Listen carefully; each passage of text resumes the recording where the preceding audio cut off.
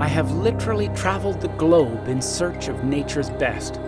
And here, in Western Canada, might be one of the most beautiful and important natural habitats in North America. Stretching along the majestic Rocky Mountains, this is the Eastern Slopes in Southern Alberta, Canada.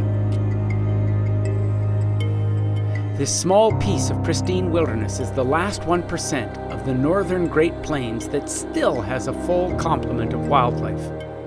Animals like the grizzly bear, cougars, wolves, deer, all call this place home. It's also a landscape full of rare flowers and grasses, with many of those species living here and only here. And its importance in the natural world cannot be overstated.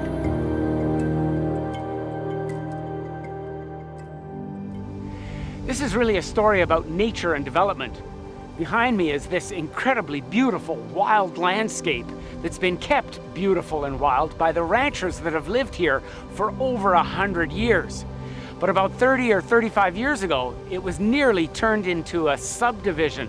And if it weren't for a few key players, that may well have happened. This bend along the edge of the Rockies behind me, although it looks big, actually is only about 1% of the northern Great Plains that's still fully functional. Meet Larry Simpson. Born and raised in these parts, he is very aware of how special this place is. He also works with the Nature Conservancy of Canada. And for the last 20 years, it has been his passion, his goal, to try and save this natural paradise from development.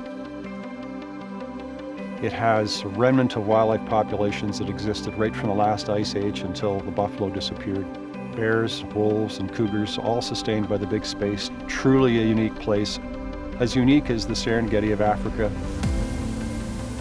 This is this little tiny piece that's left here, and we're struggling to try and make sure it's available for future generations.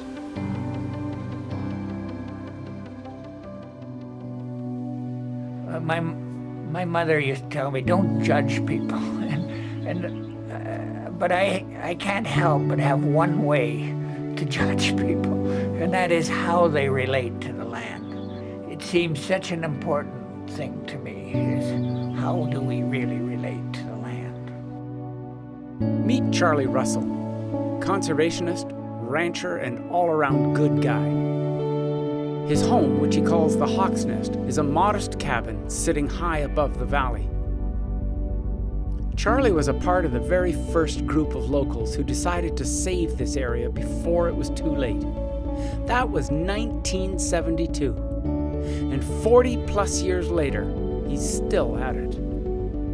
Yeah, I've lived on this land all my life. My grandfather homesteaded here in 1905. The place has always been part of my life, and it's been very important to me because it's taught me how to relate to land, I think.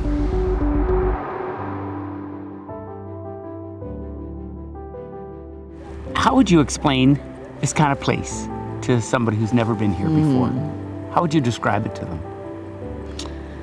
God's cathedral. I just find that it's the most moving, emotionally moving place to come out here, and you just feel like, oh, that's all that's needed. Yeah, it's breathtaking. Just like Charlie, Tracy Latham calls this place home and currently manages a ranch in the area. Like Charlie, she believes this area needs to be saved and thinks a good place to start is how ranchers like her relate to the land. I had lived in the Northwest Territories in the late 80s, early 90s, and when I came back down south, I was really shocked by the fragmentation. There was no wild spaces. So to find this Front Range is as wild as you'll find down here. Man has to have some brakes on when we come to our land use. We tend to use it too much. we tend to use more than our share of things.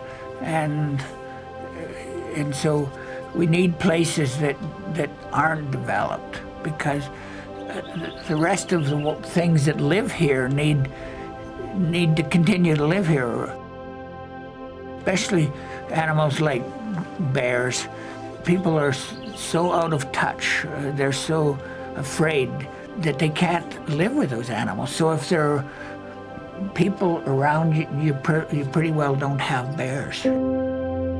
This whole idea of a relationship with nature, especially grizzly bears, is a big idea, and it's one that Charlie knows something about. You see, about 20 years ago, Charlie and his partner built a cabin on the Kamchatka Peninsula in Russia. Here they took orphaned grizzlies and reintroduced them to the wild. And the reason he did that was to try and teach people that humans and grizzlies can live together. And since the Eastern Slopes is big bear country, the idea of harmony, our ability to live side by side with animals like bears, is key to saving this place. There's many examples of how we're forcing out wildlife and birds and everything. We are a scourge on the world, and we have to have a different relationship with nature, or we're in trouble. I think we are already in trouble, and places like this show some intelligence of not being too greedy. The ranching economy that was here was vital to keeping that space intact. By about the mid-1990s, the ranch economy, the economics of ranching, couldn't compete anymore. And so the die is cast. Ranchers are not selling to ranchers. They're selling to people who are going to build homes. And this fragmentation of the last 1% is now unfolding before our eyes. And I'm feeling like we're in a race to see how much of this land can we keep intact and functional to inspire us, our kids, our grandkids. For over 40 years, a group of people have been trying to save this last 1% of the northern Great Plains. Change can happen quickly. This was the size of this special landscape.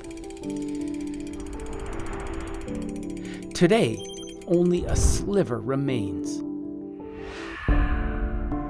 If we were talking about the last 1% of the Serengeti, would people be motivated? I'm sure the world would say, oh my goodness, don't let that happen, let's get involved. Here we sit in North America, and arguably in Canada, one of the wealthiest countries in the world, and we're talking about the last 1%. And if we can't find a way to address that, then what does that say about all the other environmental challenges we're going to have in the world? Is this a priority for our society or not? I'm hoping it will be. I hope that people can reconnect with nature. It's a big thought, but we become so disconnected from everything to do with nature. It's a problem in our lives. There's less and less of the world that we can really go out and connect with nature. We really are a part of nature. We just have to decide what part we want to be, whether we want to be a positive part or a negative part. This is an incredibly important effort. I've been following this project since the mid-1990s.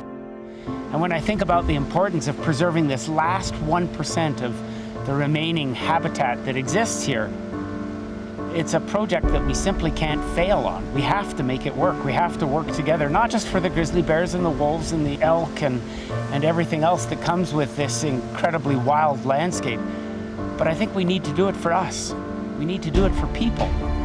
It's part of who we are. It's our heritage. My hat's off to all those people that have been working so hard to bring this project forward, to making it work.